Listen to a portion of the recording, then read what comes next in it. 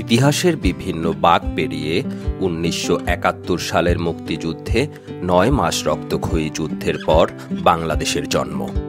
সেই মুক্তিযুদ্ধের সূচনা হয়েছিল ঢাকার ২৫শে মার্চ রাতে পাকিস্তানি হানাদার বাহিনীর হামলার মধ্য দিয়ে। মুক্তিযুদ্ধের সেই সব স্মৃতি ও স্মারক সংরক্ষণ করে জাতির গৌরবের ইতিহাসের সঙ্গে নতুন প্রজন্মকে পরিচয় করাতে ঢাকার আগারগাঁওয়ে প্রতিষ্ঠা করা হয়েছে মুক্তিযুদ্ধ জাদুঘর। মুক্তিযুদ্ধ জাদুঘর প্রতিষ্ঠার সূচনা হয় মহান মুক্তিযুদ্ধের ২১ বছর পর ১৯৯২ সালে। মুক্তিযুদ্ধে অংশগ্রহণকারী কয়েকজন অনুধাবন করলেন হারিয়ে যেতে শুরু করেছে মুক্তিযুদ্ধের ইতিহাস। তখন তারা ভাবলেন কিভাবে স্মৃতি ও স্মারক সংরক্ষণ করে মুক্তিযুদ্ধের চেতনাকে লালন করা যায়। পরবর্তী সময়ে তারা এই মুক্তিযুদ্ধের স্মৃতি ধরে রাখার উদ্যোগ নেন। ১৯৯৬ সালের ২২ মার্চ সেগুনবাগিচার একটি ভাড়া বাড়িতে যাত্রা শুরু হলো মুক্তিযুদ্ধ জাদুঘরের। ৮ জন ট্রাস্টের উদ্যোগে মুক্তিযুদ্ধের নানা ধরনের স্মারক সংগ্রহ, সংরক্ষণ ও উপস্থাপনের চেষ্টা নিয়ে সীমিত আকারে শুরু হয় মুক্তিযুদ্ধ জাদুঘর। ২০১৭ সালে নতুন ভবনের যাত্রা শুরু করে বাঙালি মহান অর্জনের মুক্তিযুদ্ধ জাদুঘর।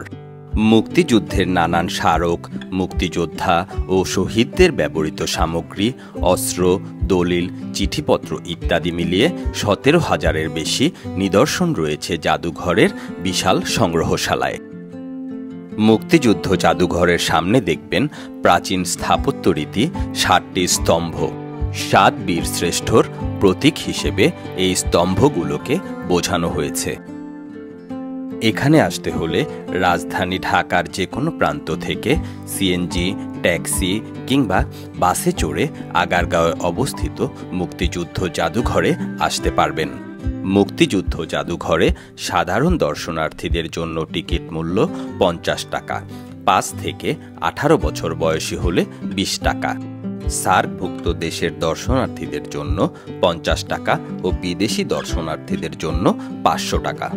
সপ্তাহের প্রতি রবিবার বাদে জাদুঘরটি গ্রীষ্মকালীন সময়ে প্রতিদিন সকাল ১০টা থেকে সন্ধ্যা ৬টা পর্যন্ত এবং গ্রীষ্মকালীন সময়ে সকাল ১০টা থেকে ৫টা পর্যন্ত দর্শনার্থীদের জন্য খোলা থাকে। ভেতরে প্রবেশ করতেই দেখতে পাবেন পোড়ামাটির শিল্প। পলি মাটির দেশ বাংলায় মাটি হচ্ছে স্থাপত্য শিল্পের প্রধান অবলম্বন।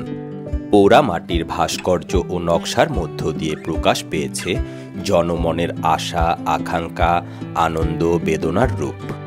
মৃৎশিল্পীরা মন্দির, বিহার, মসজিদ, সমাধি ইত্যাদি নানান স্থাপনায় যুক্ত করেছেন পোড়ামাটির ফলক, এঁকেছেন নানা চিত্র ও নকশা।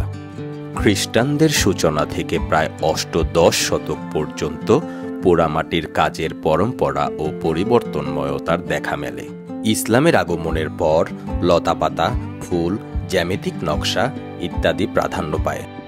এখানে স্থান পেয়েছে বাগেরহাটের ৬০ গম্বুজ মসজিদ ও দিনাজপুরের কান্তনগর মন্দিরের চিত্র এবং ১৫০০ থেকে ১৬০০ শতকের পোড়ামাটির ফলক, যা ৬০ গম্বুজ মসজিদ, কান্তনগর মন্দির এবং ঝিনাইদহ হতে মাটি খননকালে পাওয়া যায়।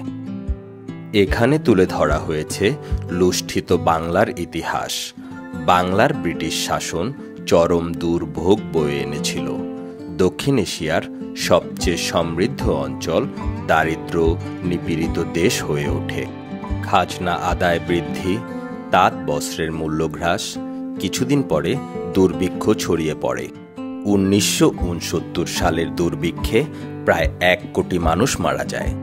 ব্রিটিশদের অধীনে বাংলার উচ্চমানের মসলিন তৈরির ক্ষমতা হারায়। তারপরে মসলিনের কাঁচা মাল যেমন তুলা, সুতা, নীল ইত্যাদি রপ্তানি করার উপর নির্ভরশীল হয়ে ওঠে। ব্রিটিশ ইস্ট ইন্ডিয়া কোম্পানি দামমাত্র মূল্যে বস্ত্র বিক্রি করতে বাধ্য করে এবং তাঁত শিল্প ধ্বংস করে দেয়। এখানে রয়েছে পাকিস্তান প্রতিষ্ঠার ইতিহাস।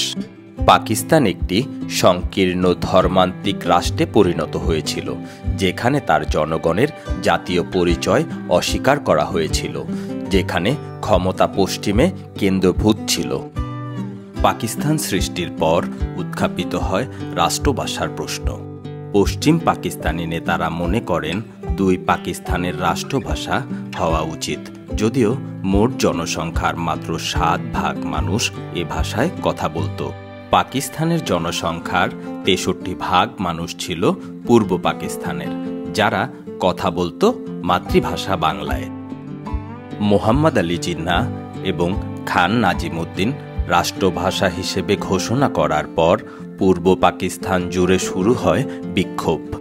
1948 থেকে 1952 অবধি সংগ্রাম ও রক্তের বিনিময়ে বাঙালিরা বাংলাকে রাষ্ট্রভাষা হিসেবে প্রতিষ্ঠিত করতে সক্ষম হয়। ভাষা আন্দোলনের মধ্য দিয়ে বাঙালির জাতীয়তাবাদের উন্মোচন ঘটে এবং ভাষাতাত্ত্বিক জাতীয়তাবাদের উপর ভিত্তি করে সার্বভৌম বাংলাদেশ প্রতিষ্ঠিত হয়।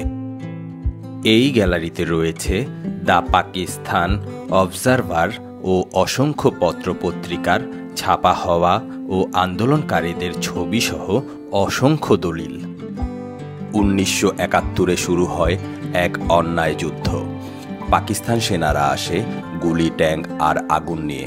তাদের ছিল অস্ত্রশস্ত্র, কিন্তু ছিল না হৃদয়, ছিল বাহিনী, কিন্তু ছিল না উদ্দেশ্য।